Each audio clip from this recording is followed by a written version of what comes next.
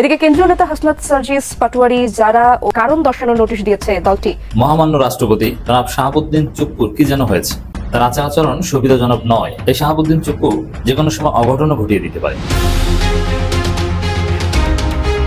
এদিকে সার্জিস হাসনাতরা কক্সবাজার যাওয়াতে কঠিন বিপদে পড়ে তাদের 5 জনের বিরুদ্ধে আলটিমেটাম আসে নিষিদ্ধ হতে যাচ্ছে।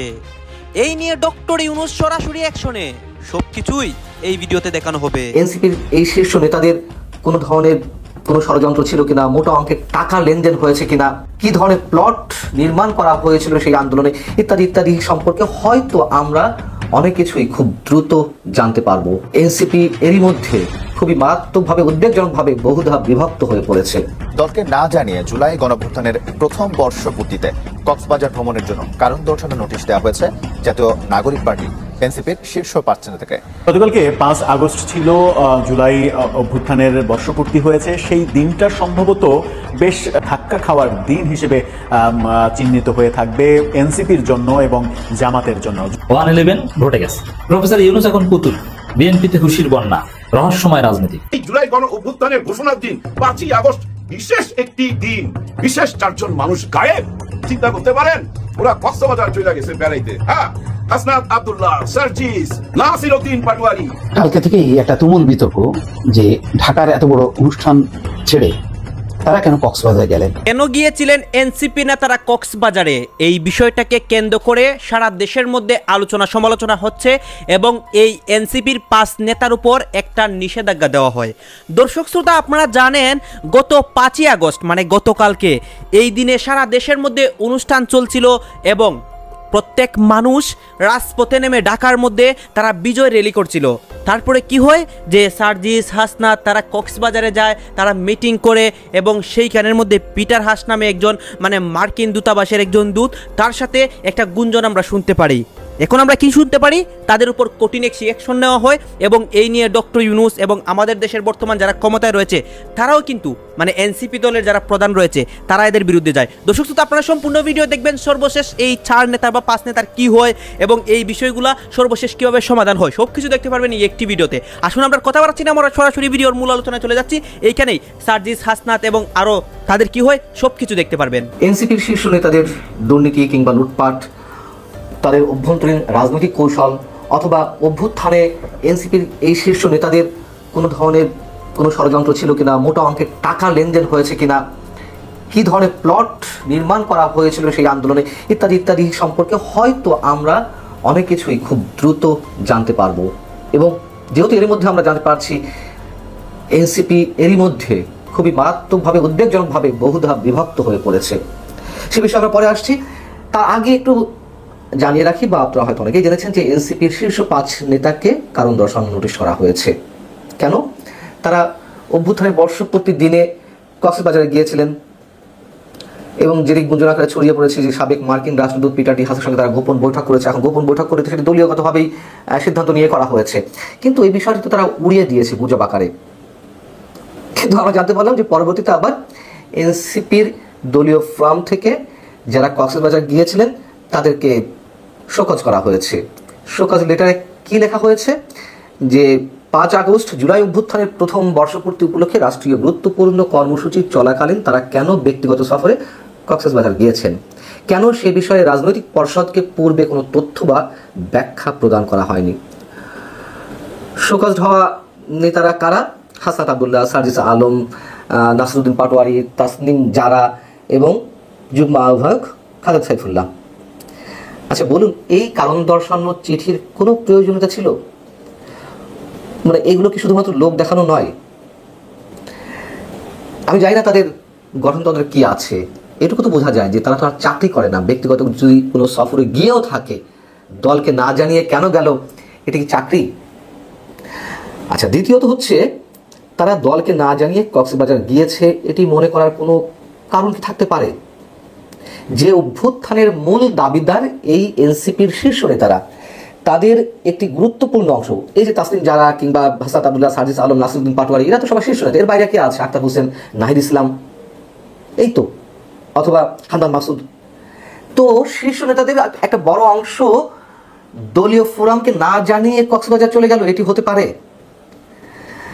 এটি হতে পারে না। কোনো গোপন বৈঠক থাক আর না থাক, এটি হতে পারে না। অন্তত এই গুরুত্বপূর্ণ দিনটিতে তারা এভাবে যেতে পারে না। আর আমাদের ধারণা অবশ্যই তারা গোপন কোনো বৈঠকে, সেটি পিটার ডি হাসের সঙ্গে হোক বা অন্য কোনো কারণ হোক, তারা খুব গোপনেই বিশেষ উদ্দেশ্যে কক্সবাজার গিয়েছিলেন। চলে যাওয়ার কথা না তো আসলে। এখন বিষয়টি হচ্ছে তারা যে কারণ দর্শানোর নোটিশ দিল, এটা শাক দিয়ে মাছ ঢাকার মতন। এটি করে আরও মানুষের সামনে বিষয়টি প্রশ্নবোধক করে তুললো আরও খুব বেশি করে। ঠাকুর ঘরে কেড়ে আমি কলা খাই না, সেই অবস্থাও হতে পারে, যে আগে থেকে নিজেদের সবকিছু মানে অনেকখানি রহস্যময় করে তুলছে। এখন পিটার ডি হাস যে কক্সবাজার ছিলেন সেটা নিয়েও বিতর্ক উঠেছে। তার সঠিক অবস্থান সম্পর্কে জানা যায়নি। কোনো কোনো মাধ্যম বলছে, জানা যাচ্ছে যে তিনি যুক্তরাষ্ট্রে আছেন, আবার কেউ কেউ বলছে না তিনি কক্সবাজার আছেন। যাই হোক, তবে আবারও বলি, বিশেষ উদ্দেশ্যেই তারা গিয়েছিলেন, এটি আমাদের দৃঢ় বিশ্বাস। এখন বিষয় হচ্ছে যেটি বলছিলাম যে এনসিপির সব অন্দরমহলের খবরের সব কিছু হয়তো খুব শিগগিরই একেবারে খোলস ছেড়ে বেরিয়ে আসবে। তার কারণ এনসিপির গুরুত্বপূর্ণ দুই নীতি নির্ধারক আসিফ মাহমুদ সজীব ভুঁইয়া এবং মাহফুজ আলম, তারা দুজনই সরকারের উপদেষ্টা পদে রয়েছেন। তারা সাম্প্রতিক সময়ে যে মুখোমুখি অবস্থান নিয়েছেন, তাতে করে আমরা অনেক কিছু জানতে পারছি। তথ্য ও সম্প্রচার বিষয়ক উপদেষ্টা মাহফুজ আলম গত 4 আগস্ট তার ফেসবুকে একটি পোস্ট দিয়েছেন যে 1-11 পদধ্বনি শোনা যাচ্ছে। পরবর্তীতে সেটি তিনি এডিট করেন, সমালোচনার মুখে সেটি আবার ডিলিটও করেন। সেটিকে কেন্দ্র করে আবার আসিফ মাহমুদ সজীব ভুঁইয়া, স্থানীয় সরকার বিষয়ক উপদেষ্টা, তার ফেসবুকে লিখলেন, আগে সরকারের ভয়ে জনগণ পোস্ট ডিলিট করত, এখন জনগণের ভয়ে সরকার পোস্ট ডিলিট করে। যেহেতু মাহফুজ আলম সরকারের একটি অংশ, আসিফ মাহমুদ সজীব ভুঁইয়ার পোস্টের নিচে ছোট করে লেখা ছিল যে সেলফ ক্রিটিক। নিশ্চয়ই এটি সেলফ ক্রিটিক নয়, এটি মাহফুজ আলমকে ক্রিটিক করে লেখা, এটি আমরা নিশ্চিত। মজার বিষয় হচ্ছে 5 আগস্ট অভ্যুত্থানের বর্ষপূর্তিতে সরকারের পক্ষ থেকে যে জাঁকজমক আয়োজন ছিল তার একটি অংশ ছিল ড্রোন শো। সেই ড্রোন শোতে আসিফ মাহমুদ সজীব ভুঁইয়ার এই পোস্টটি শো করা হয়। তার মানে দ্বন্দ্ব সংঘাত কোন পর্যায়ে গিয়ে পৌঁছেছে। মাহফুজ আলম এর আগেও অনেক পোস্ট ডিলিট করেছেন, এডিট করেছেন। যেমন গত 29শে জুলাই তিনি একটি পোস্ট দিয়েছিলেন, সিডনিতে তার ভাইয়ের অ্যাকাউন্টে একটা মোটা অঙ্কের টাকা লেনদেন হয়েছে, সেটিকে কেন্দ্র করে তার বিরুদ্ধে দুর্নীতি অভিযোগ ওঠে। সেটি ব্যাখ্যা দিতে গিয়ে তিনি আবার লিখেছিলেন, আজকাল অনেকের লেজ কাটা যাচ্ছে বলে আমার বিরুদ্ধে লেগেছেন নতুন একটি দলের কয়েকজন মহারথী, এতে জড়িত, সবই প্রকাশ পাবে। একটা সার্কেলে প্রায় সবাই দুর্নীতিগ্রস্ত এবং একজন কোনো টাকা ধরছেন না। কালকে থেকেই একটা তুমুল বিতর্ক যে ঢাকার এত বড় অনুষ্ঠান ছেড়ে তারা কেন কক্সবাজারে গেলেন, কেন মানিক মিয়া এভিনিউতে জুলাই ঘোষণাপত্র পাঠ হবে, একটা আয়োজন যেখানে সবাইকে দাওয়াত দেওয়া হয়েছে। তার মধ্যে তো যে তরুণরা দাবি করেন যে তাদের নেতৃত্বেই আন্দোলন হয়েছে, মানে 15 বছর 17 বছরে বিএনপি করতে পারেনি যা, জামাত করতে পারেনি যা, তা সেটা তারা করিয়ে দেখিয়েছে। তো এত বড় একটা আয়োজন যেখানে স্বতঃস্ফূর্ত মানুষের অংশগ্রহণ ছিল, সেই আয়োজন ফেলে দিয়ে তারা কেন টিউলিপে গেল, সেই মেরিনে, কক্সবাজারের মেরিন বিচে দামি একটা হোটেল সম্ভবত টিউলিপে, যার প্রতি রাতের ভাড়া 15-20 হাজার। সেখানে নাসিরুদ্দিন পাটোয়ারি, সার্জিস আলম, হাসনাত আব্দুল্লাহ, তাসনিম, যারা এদের নাম তো মুখে মুখে একদম, তারা তারকা, তরুণ তারকা, রাজনীতির তারকা, আন্দোলনের তারকা। এবং তাসনিম যারার সঙ্গে তার স্বামী খালেদ সাইফুল্লাহ গেল। তো এবং তারা যেভাবে বললো যে জাস্ট একটু আমরা সমুদ্রে ঘুরতে আসছি, দীর্ঘ মানে পদযাত্রায় আমরা ক্লান্ত তো আরো অনেকেই, নাহিদ ইসলাম ক্লান্ত না, আক্তার সে ক্লান্ত না, আরো অনেকেই তো ক্লান্ত। তো এখন দেখা যাচ্ছে যে তারা দলকে না জানিয়ে তারা চলে গেছে এবং আজকে তাদেরকে শোকজ করা হয়েছে। এটা ভালো, এটা গণতন্ত্রের চর্চা, এটা তো ভালোভাবে নেয়নি।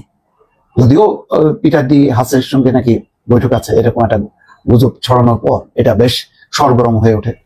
কিন্তু এখনো পর্যন্ত বোঝা যাচ্ছে না যে তারা সকালে যে এবং তারা কেন আবার 3:30টার সময় ব্যাক করলো এবং সিসিটিভি ফুটেজে সেগুলো আবার ধরাও পড়লো, সেগুলো দেখানো হলো। তো এটা তো তাদের জন্য খুব ভালো জিনিস হলো না। যদিও তারা আপত্তি করছেন যে আমাদের কোনো স্বাধীনতা নেই, কেন সিসিটিভির ফুটেজে দেখানো হলো। এর আগে আসিফ মাহমুদ সজীব ভুঁইয়া সেই তার ম্যাগাজিন পাওয়া গেল এয়ারপোর্টে, তখনও কিন্তু সেই প্রশ্নটা তুললো যে তাদের সবকিছু ফাঁস করে দেওয়া হচ্ছে, তাদের চরিত্র হনন হচ্ছে। কিন্তু ঘটনা কেন ঘটবে এরকম সময়? তারা তো মানুষের কাছে আসবে, তারা মানে আয়োজনটাকে তত্ত্বাবধান করবে, তাই না? তাদেরই তো উদ্যোগ।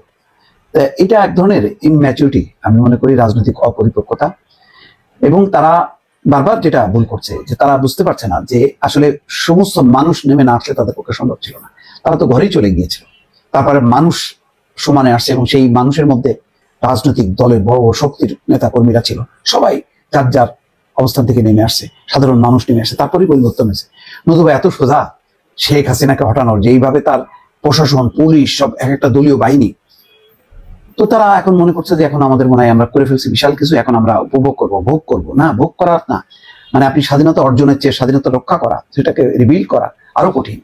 সেই জায়গা থেকে তারা এইভাবে চলে যাওয়া কক্সবাজারে, এটা ভালো দেখায় না। আর এত দামি হোটেলে ওঠা, তাদের জীবনযাপন হবে সাধারণের মতন, কিন্তু ইতিমধ্যেই তারা যেভাবে গাড়ি ঘোড়া যেভাবে মানে ব্যবহার করছে, তাতে আর সেই বিএনপি আওয়ামী লীগের মতনই, সেই যারা ধনী, যাদের অর্থবিত্ত আছে, সেই সব দলের মতনই হয়ে গেল। তাহলে তো এটা সাধারণ মানুষের আর দল থাকলো না। তা যাই হোক, এগুলি আলোচনা। এখন তাদেরকে বলছে 24 ঘন্টার মধ্যে দলের 2 শীর্ষ নেতার কাছে সরাসরি উপস্থিত হয়ে লিখিত ব্যাখ্যা দিতে বলা হয়েছে। খুবই জরুরি খবর, জরুরি আলাপ। রাজনীতিতে যে 111-এর গুঞ্জন আপনারা শুনেছেন, তার একটা ফরম্যাট অলরেডি ঘটে গেছে। 111 ঘটে গেছে। প্রফেসর ইউনূস এখন পুতুল, বিএনপিতে খুশির বন্যা, রহস্যময় রাজনীতি। দর্শক, 111-এর নানান ডাইমেনশন আছে, নানান ফরম্যাট আছে। এখন 111-এর যে বেসিক কনসেপ্ট, এটা যে হুবহু একই ফরম্যাটে আবার আসবে, নট নেসেসারি। এক ফরম্যাটে কখনো আসা, কারণ ওই ফরম্যাটের চোরাগলি সব মানুষের কাছে পরিচিত। ওই ফরম্যাটে 111 আসতে চাইলে মানুষ এটা গ্রহণ করবে না। এই জন্য 111-এই ঘটানো হবে একটু ভিন্ন ফরম্যাটে। যেমন হাসিনার চুরির সিস্টেমটা দেখেন। হাসিনা 2014 সালে করলো ভোটারবিহীন নির্বাচন। এরপরে 18 সালে চিন্তা করলো যে না, 18 সালে আর ভোটারবিহীন নির্বাচন করা যাবে না। তারপরে বিএনপি সহ সবাইকে নিয়ে রাতে ভোট নিয়ে নিল। 24 সালে দেখলো না, এবার আর রাতে ভোট নেওয়া যাবে না। এরপরে করলো ডামি নির্বাচন। তো একভাবে বারবার চুরি করা যায় না। আপনি চুরি করবেন, ঘরে শিং কাটবেন, শীত কাটবে না কি বলে, তা পরবর্তীতে তো ঘরের মালিক সচেতন হয়ে যাবে, সে ঘর পাকা করবে বা একটা সিস্টেম করবে যে ধরা পড়ে যাবে। এই জন্য পরবর্তীতে যারা চুরি করবে তারা আবারও একই কাজ করবে না। এক কাজ বারবার চোর করে না, নেহারা বারবার বেলতলায় যায় না, একটা কথা আছে না, ওইরকম। তাই 111 2007 সালে যেরকম ঘটেছিল আবার যে ওরকম ঘটবে এটা নেসেসারি নয়। ডেফিনেটলি 111 আবার ঘটলে ভিন্ন ফরম্যাটে ঘটবে, যেটা আমাদের কাছে অনেকটা আননোন মনে হবে। তো বাংলাদেশে 111 কিছুটা হলো, আমি বলছি না যে কমপ্লিটলি ঘটে গেছে, অ্যাটলিস্ট টু সাম এক্সটেন্ট 111 ঘটে গেছে প্রফেসর ইউনূসের কথিত জুলাই ঘোষণাপত্র ডিক্লারেশনের মাধ্যমে এবং জাতির উদ্দেশ্যে প্রধান উপদেষ্টার ভাষণের মাধ্যমে। যে জুলাই ঘোষণাপত্র, ভাষণ, পরিস্থিতি যেদিকে যাচ্ছে, এটা কি জানেন? 111-এর একটা ডাইমেনশন হচ্ছে যে একটা সিস্টেমে অনেককে মাইনাস করা হবে এবং একটা উপর একটা কথিত নির্বাচন হবে, একটা গোষ্ঠীর হাতে ক্ষমতা দিয়ে সরকার সেফ এক্সিট নেবে। 111 একটা থিওরি বা একটা সূত্র কিন্তু এটা। যেমন সেই মইনুল আহমেদ এবং ফখরুদ্দিন সরকার তারা কি করেছিল, একটা পাতানো নির্বাচন দিয়েছিল, তার মাধ্যমে আওয়ামী লীগকে ক্ষমতায় দিয়ে তারা সেফ এক্সিট নিয়েছিল। প্রফেসর আমার কাছে মনে হয় মাঝে মাঝে যে এটা একটা নতুন ধরনের নাটক ছাড়া আর কিছুই না। দল হিসাবে দলটির কেন্দ্রীয় নেতাদের কাছে ব্যাখ্যা দেওয়া হয়তো বা তাদের এটা অফিসিয়াল ফর্ম, কিন্তু বাংলাদেশে 18 বা 20 কোটি মানুষের কাছে তাদেরও তো একটা জবাবদিহিতা আছে।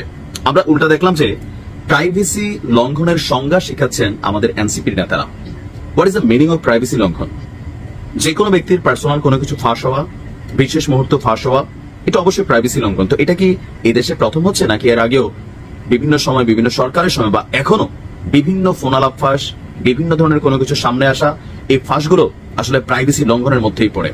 সোজা হিসাব হচ্ছে যে কোনো ব্যক্তির যে কোনো কিছু ফাঁস হয় প্রাইভেসি লঙ্ঘন। যেহেতু আপনারা জাতীয় নেতা, তাও 5ই আগস্টের মতন একটা গুরুত্বপূর্ণ দিনে আপনারা অনুপস্থিত কক্সবাজার রিল্যাক্সেশনে আছেন।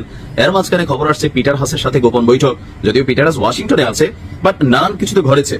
তো এখন কেন এই গুরুত্বপূর্ণ একটি দিনে আমাদের এনসিপির 5 কেন্দ্রীয় নেতা তারা আসলে কক্সবাজার ভ্রমণে গেলেন? আর গেলেন তো গেলেন ঠিক দুপুরের দিকে 11টা সামথিং তারা সেইখানে গেলেন।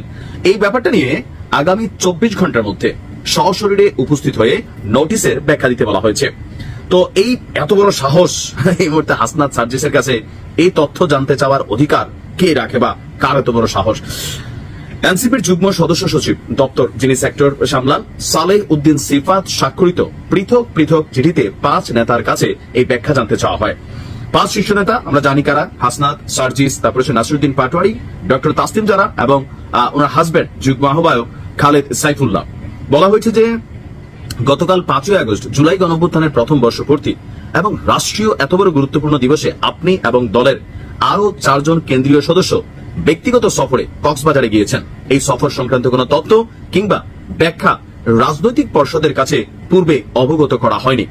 এই অবস্থায় আপনার এই সিদ্ধান্তের কারণ এবং প্রেক্ষাপট সম্পর্কে আগামী 24 ঘন্টার মধ্যে আহ্বায়ক নাহিদ ইসলাম এবং সদস্য সচিব আক্তার হোসেনের কাছে সশরীরে উপস্থিত হয়ে লিখিত ব্যাখ্যা দেওয়ার জন্য। আপনারা তো দেখলেন এখানে কি কথা হচ্ছে, অনেকেই কিন্তু অনেক কথা বলতেছে, অনেকে আলোচনা করতেছে, অনেকে সমালোচনা করতেছে, দেশের বিভিন্ন অবস্থা এবং পরিস্থিতি নিয়ে সবাই সবার মন্তব্য প্রকাশ করতেছে এবং তাদের মন্তব্যগুলো দেখে আমরা অনেক কিছু বুঝতে পারি দেশের মধ্যে কি হচ্ছে এবং দেশের পরিস্থিতি ঠিক কোন দিকে যাচ্ছে। দর্শক শ্রোতা, এখানে কিন্তু বিশেষ করে এই এনসিপি নেতারা যে কক্সবাজার ভ্রমণ করে বা কক্সবাজারে কি কি করেছে বা তাদের নিয়ে আলোচনা সমালোচনা হচ্ছে, দর্শক শ্রোতা এই বিষয়গুলোর সাথে আপনারা একমত পোষণ করেন নাকি দ্বিমত পোষণ করেন অবশ্যই আপনারা আপনাদের কমেন্ট বক্সে মানে লিখে যাবেন আপনাদের মন্তব্য। আর হ্যাঁ, তখন আপনাদেরকে আমরা যা কিছু দেখিয়েছি সব কিছু আমরা সোশ্যাল মিডিয়া থেকে সংগ্রহ করেছি, এখানে আমাদের নিজস্ব কোনো মন্তব্য নেই বা নিজস্ব কোনো সিদ্ধান্ত নেই। সর্বশেষ আপনাদের সাথে আমাদের একটা রিকোয়েস্ট থাকবে, আপনারা আমাদের চ্যানেলে নতুন দর্শক হয়ে থাকলে চ্যানেলটি সাবস্ক্রাইব করবেন এবং পাশে থাকা বেল বাটনটি বাজাবেন যাতে করে নেক্সট ভিডিওটা সবার আগে আপনাদের কাছে পৌঁছায়। ধন্যবাদ।